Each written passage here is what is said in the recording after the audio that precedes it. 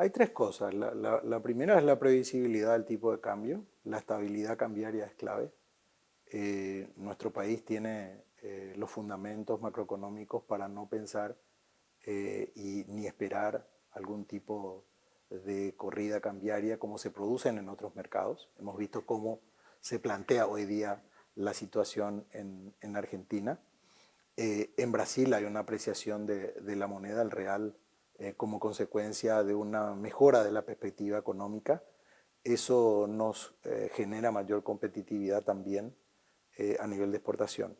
Ahora bien, para nuestro país es clave incrementar las exportaciones. Tenemos una producción ganadera, vacuna muy importante, avícola muy importante. Es necesario abrir más mercados, generar mayor producción. La transformación de nuestros granos en proteína es clave para generar valor agregado y obviamente en la medida que va incrementando, van subiendo los precios por una mayor demanda internacional, una vez que se reactive el mundo, realmente la demanda internacional empieza a generar una presión sobre los precios. Al incrementarse los precios internacionales, obviamente la exportación hace de que los productos de la canasta básica también vayan incrementándose. Y allí hay que tener ese cuidado de que la política macroeconómica pueda controlar los índices de inflación. Vemos que están controlados, están dentro de la meta objetiva del OSP. La tasa interanual de inflación está alcanzando los bordes de esa proyección, pero la expectativa es que justamente en los próximos meses una mayor producción, una mayor productividad pueda ir equilibrando finalmente los precios de la canasta básica. Los índices de endeudamiento están en alerta. Superar el 35% del Producto Interno Bruto en deuda es complejo por sí, por el impacto que tiene el servicio de esa deuda. Por una parte es interesante ver un reordenamiento de esa deuda en los plazos para que no haya una presión sobre la política fiscal, que ya es deficitaria. La convergencia fiscal tiene pros y contras, desde la perspectiva en que menos inversión pública genera menos dinámica en la reactivación económica, pero a su vez se plantea la posibilidad de que haya una mejora de la calidad del gasto público. La reforma del Estado es clave para esto. Desde la perspectiva del endeudamiento de nuestro país en el mercado financiero interno tiene dos beneficios claves.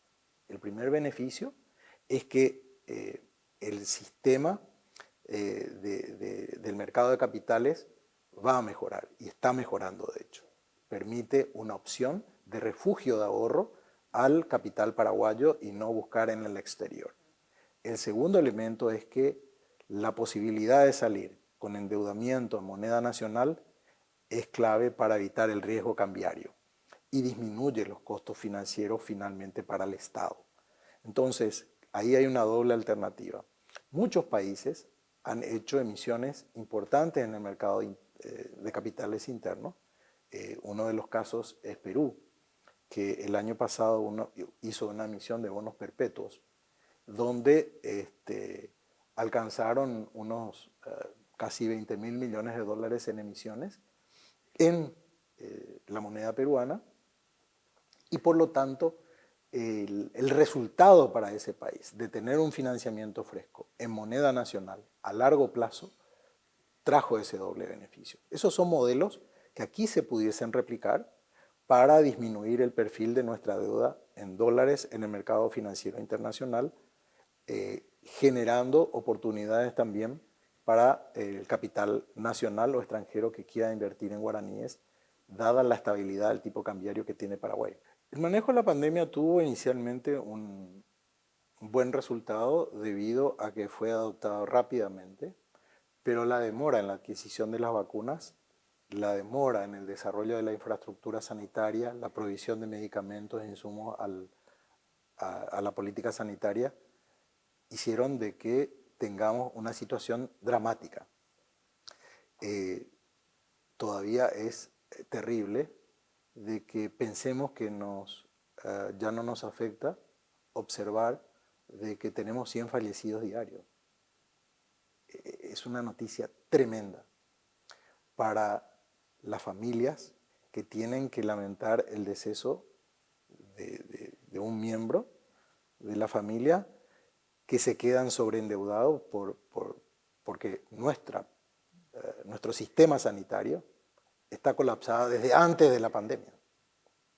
Y como que se normalizó ese índice diario, o sea, como que son Y eso 100 es personas diarias. brutal y tenemos que llamar la atención sobre ese hecho de que la única manera ante la falta del arribo de vacunas, donde fracasa realmente la política gubernamental en poder adquirir las vacunas, en poder moverse más rápidamente, en haber apostado solamente al sistema COVAX que hasta hoy nos está entregando. Los paraguayos estamos inmunizados gracias a las donaciones, hoy día. Y tenemos que agradecer a los países que han donado y que han permitido de que gran parte del personal de blanco, de las personas más afectadas, se hayan podido vacunar hasta este momento. Pero necesitamos superar los 700.000 vacunados que tenemos hoy. Somos 7 millones, ni siquiera al 10% de la población hemos llegado, y por lo tanto sigue siendo un desafío sustantivo para el tema de la salud de todos los paraguayos. Entonces, creo que allí hay un gran espacio de generación de políticas públicas de aprendizaje, pero en esa condición, la única forma de cuidarnos es seguir todos los protocolos. Lavarnos las manos y usar el alcohol o el gel de alcohol para poder estar inmunizados, usar el tapabocas, tomar las temperaturas, evitar las aglomeraciones que nos permitan realmente protegernos. Es la única fórmula que existe hoy para protegernos sin vacunas. Y habiéndonos vacunado, tenemos que esperar el plazo necesario y adecuado para estar realmente inmunizados. Dicho esto, la otra gran falencia es que no se involucró al sector privado y se involucra tarde, pero finalmente se lo hace. Sin el sector privado recibir la donación, que hay que agradecer a Estados Unidos, de 1 millón de dosis de Pfizer, el sector privado es el único que tiene las cámaras frigoríficas preparadas para recibir esa cantidad de dosis. Entonces, si se hubiese hecho más temprano, muchísimas empresas hubiesen podido, pagando, inmunizar a su personal. Para todas las empresas, el capital y el talento humano que le permite generar producción, servicios, comercio, es clave. Y realmente invertir en la salud del personal, la mayoría de las empresas que tienen que aportar al IPS también aporta a un seguro privado porque es tan deficiente el servicio sanitario en nuestro país. Y pagamos tantas veces los impuestos, porque pagamos el IPS, tenemos que pagar un seguro privado, pero también con nuestros impuestos estamos pagando la salud pública en general. Y al ser deficiente, los costos asociados por una mala administración, por la deficiente gestión en esas políticas públicas, son terribles. Y esto genera una oportunidad gigantesca para que el Estado pueda encontrar la reforma tan necesaria. Invertir con mayor calidad, con mayor eficiencia, es clave. El país con mayor generación de energía eléctrica en el mundo, per cápita, de energía renovable es Paraguay. Tenemos cortes de energía permanentemente.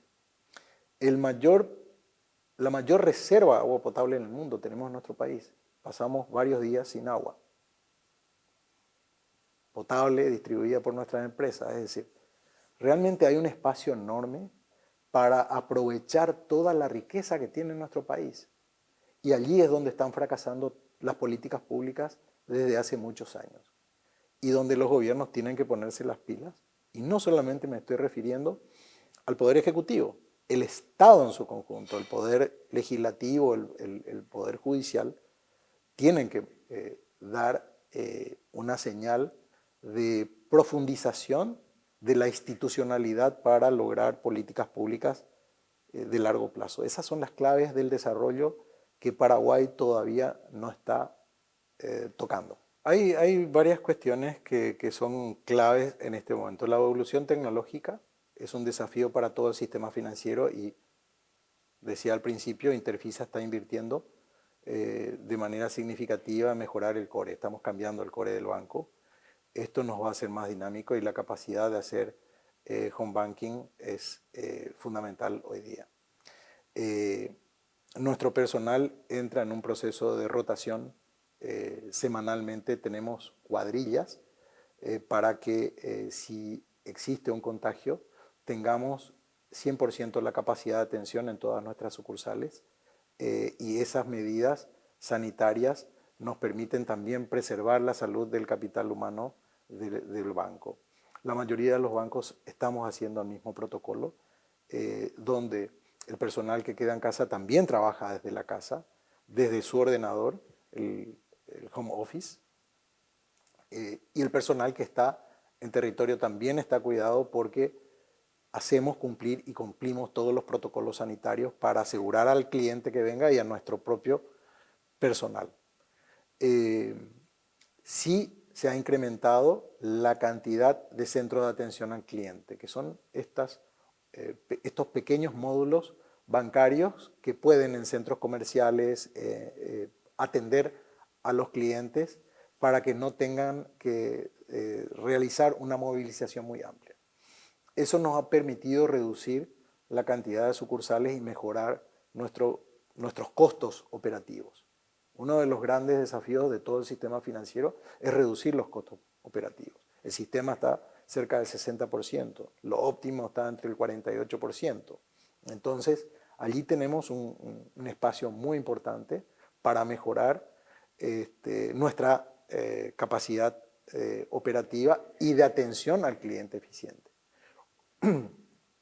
Esta pandemia señalaba también que ha puesto toda la dinámica del avance tecnológico.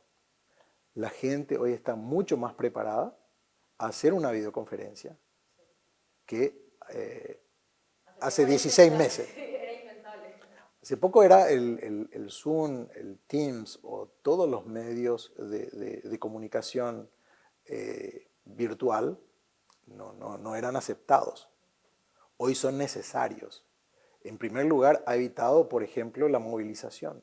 Ha mejorado el impacto climático porque al no tener que desplazarte de un lugar al otro y poder producir en iguales condiciones reuniones que resulten finalmente en una mejor productividad es clave.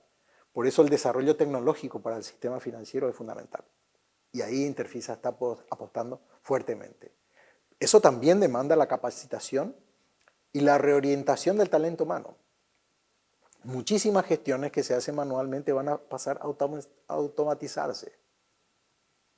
Tenemos que reconvertir ese capital humano para que tenga un desempeño y pueda tener un empleo al final de esa evolución tecnológica. Dentro del sistema financiero o en otros sectores, pero es clave esa reconversión de las personas cuyo empleo va a dejar de existir. Evidentemente la formación continua es clave. Es decir, nosotros estamos capacitando justamente para una nueva tecnología al personal que se adapte, que se adecue. Y obviamente la voluntad de las personas también es importante. Tenemos que estar preparados todos para el cambio. Lorena, ¿cuándo fue la última vez que fuiste al banco? Probablemente hace varias, claro. Realmente están haciendo home banking y cuando necesitas efectivo vas a un cajero automático o directamente te manejas con tarjeta de débito o de crédito. De hecho, por el tiempo que toma hacer esas gestiones presenciales. Exactamente. ¿Cuánto tiempo uno ahorra? ¿Cómo mejora la productividad las personas con un buen y eficiente servicio bancario? Con una buena atención, con decir, señores, usted tiene un crédito habilitado por su conducta financiera. Usted tiene un mayor plazo y mejores condiciones de tasa por esa conducta financiera. Es decir, estamos también entrando en la imperativa necesidad de formar al capital humano, de formar la inclusión financiera. Eso es clave para toda la sociedad. ¿Esto podría elevar también a Lo ideal es que se reduzcan los costos de intermediación financiera porque los motores de decisión hacen de que se pueda tomar más rápidamente la decisión de decirle a un cliente, usted puede acceder o no a este crédito, puede acceder a tal o a cual tasa, dependiendo del riesgo que implique, ya es automático gran parte de esto. Esos análisis de riesgo hacen de que podamos relocalizar nuestro capital humano para otros segmentos de atención directa al cliente y abordar aquello que se refiere a la banca más pequeña de consumo de personas y orientarlo a la banca corporativa que necesita un mayor análisis y condiciones. Esas reducciones de tiempo también para las personas es clave. Es clave para que sepa si puede acceder o no a un crédito, a qué plazo lo puede hacer, de qué manera lo puede hacer, y ya tienen banca. Entonces, son cuestiones que hacen a la evolución de todo el sistema. Y todo el sistema financiero paraguayo está yendo hacia ese segmento. Las criptomonedas son una realidad. El desafío es que no están dentro del sistema regulado. No existe una legislación sobre esto. Y obviamente los riesgos asociados a una moneda virtual existen. Ahora bien, es innegable que el blockchain, que es la tecnología sobre la cual se construyen las criptomonedas, cada vez tiene más protagonismo. La evolución tecnológica demanda una automatización. Hemos visto empresas muy importantes del mundo invertir en estas criptomonedas, pero no solamente por el hecho de transar en esas criptomonedas, sino por el hecho de desarrollar su propia tecnología a través del blockchain. Muchísimas, prácticamente todas las turbinas de la aerolínea del mundo son manejadas por blockchain. El celular, las transferencias financieras son manejadas por blockchain. Las tarjetas de crédito, cuando gastas en el exterior, toda esa información pasa por blockchain. ¿Qué es blockchain? El blockchain son bloques de sistemas informáticos que se pliegan al programa sobre el cual la base de datos es amplísima y muy estable, muy predecible y muy segura. Los riesgos asociados son de que pierdas tu código de moneda, es igual que pierdas una valija de dinero. Es decir, si no le prestas atención, perdés la valija de dinero y es irrecuperable. La evolución de la criptomoneda es interesante. ¿Vos sabías que en la zona fronteriza de nuestro país se comercia más de 30 millones de dólares en criptomonedas? Sí, más de 30 millones de dólares. Es decir, es una realidad. Las oscilaciones que tienen van a depender de cómo se va manejando esto, pero desde la creación las monedas han generado fluctuaciones enormes, pero el crecimiento de estas monedas es notable y va a ser bastante significativo. En Paraguay hay una necesidad de evolución, hablamos de la formación y de la capacitación en finanzas. La inclusión financiera todavía es un desafío. La bancarización de nuestra sociedad es muy pequeña.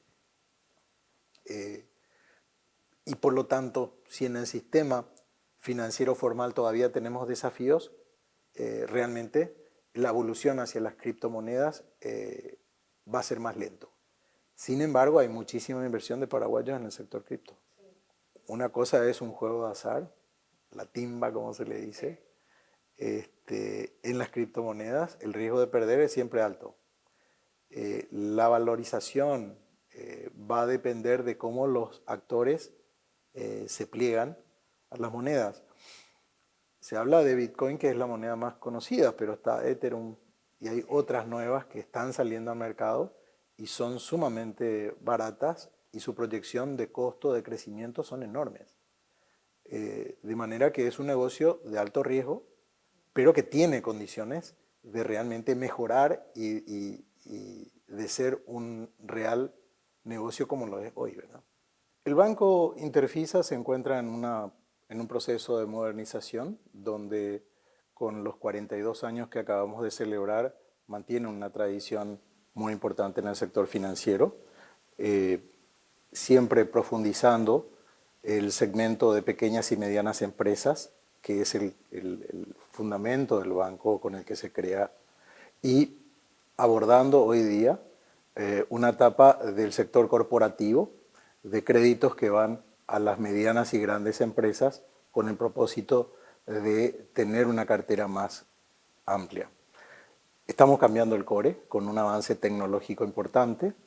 Nuestros desafíos están obviamente en la eficiencia, tanto en la atención a nuestros clientes, así como en la gestión propia del banco con sus costos operativos, con una mejor gestión que tiene que ver con la calidad del talento y el capital humano con el que cuenta el banco para abordar este desafío que es importante.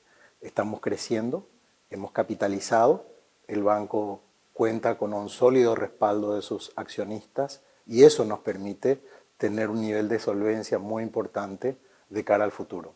Las proyecciones son bastante interesantes. En la medida que nuestro país avance con la vacunación y sea aplicada indiscriminada y ampliamente en nuestra sociedad, los riesgos y la previsibilidad va a estar en mejores condiciones. Las proyecciones de crecimiento del 3.5% para este año son interesantes, pero obviamente necesitamos reactivar una economía donde el consumo y la demanda principalmente constituyen un desafío significativo para que toda la producción pueda avanzar. La generación de empleo es otro de los desafíos. Entonces, desde el punto de vista en el que cuando veamos que realmente toda la previsibilidad desde el punto de vista sanitario, que es una de las condiciones hoy fundamentales para ese despegue económico,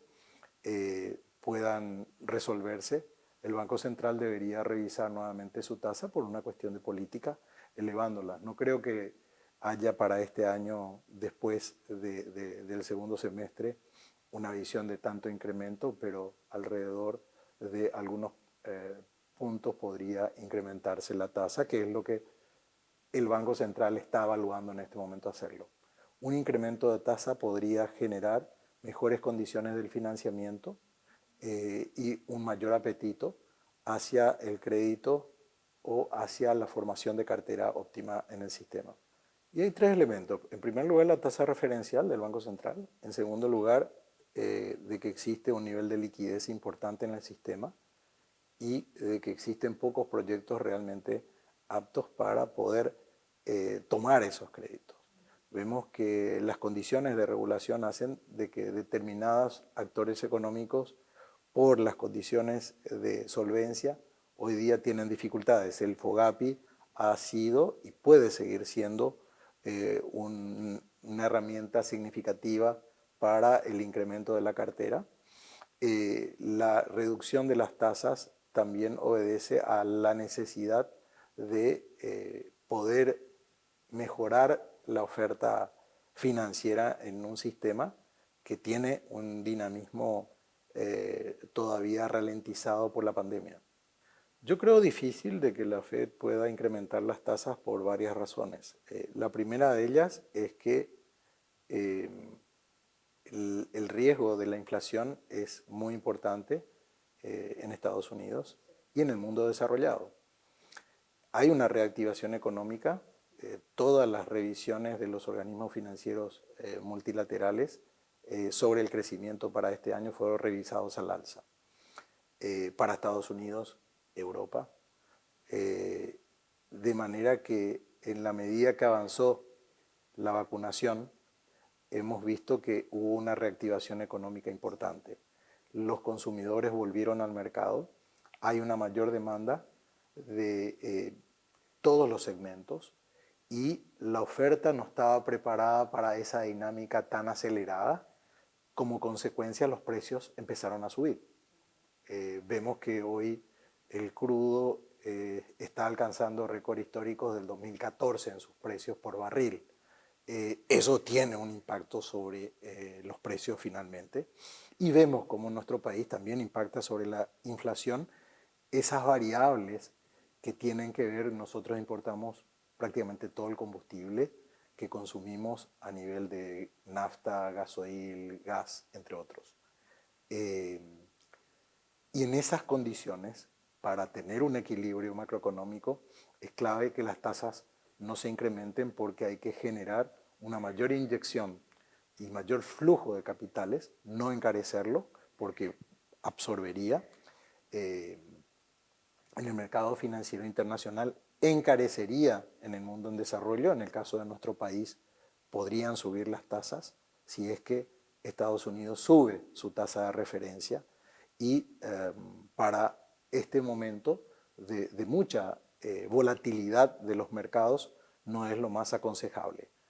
Ya Estados Unidos ha adoptado medidas en el sentido de tener una capitalización luego de que el país hiciera la mayor emisión de la historia del mundo como políticas contracíclicas para contrarrestar los efectos económicos de la pandemia. Esas políticas fiscales, los EQ de los Estados Unidos, lo que hizo fue permitir transitar con cierto equilibrio el momento de la pandemia, y cuando se logra inmunizar y se reactiva la economía, realmente la generación de empleo fue creciendo. Cuando se incrementa la creación del empleo, lo que vemos es que se produce mayor consumo. Presionó sobre el precio de los commodities.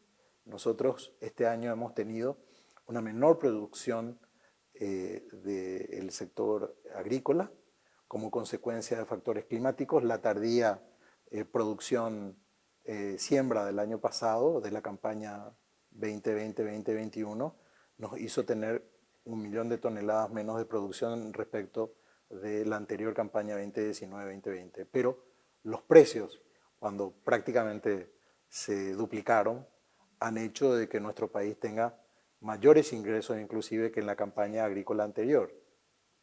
Ahora, el incremento de todos estos precios también va presionando en el mercado interno sobre la inflación, porque finalmente a una alta demanda, mayor precio internacional, se encarecen los productos y vemos que esos derivados, aceite, las carnes, vacuna, avícola, se han incrementado y también van presionando. Al igual que en Estados Unidos, un incremento de tasa en esas condiciones de inflación serían complejas, ya que la depreciación de las monedas de referencia pueden ser todo un desafío para ese objetivo de meta del 4% de inflación en nuestro país, y meta un objetivo en Estados Unidos que esa inflación tampoco impacte demasiado por consecuencia de que hubo más de 19.000 millones de dólares invertidos en un mercado tan importante como el de Estados Unidos. Obviamente tiene sus consecuencias, y en la medida que haya una administración de esas políticas, van a poder ir generando una estabilidad macroeconómica, que es lo que espera todo el mundo.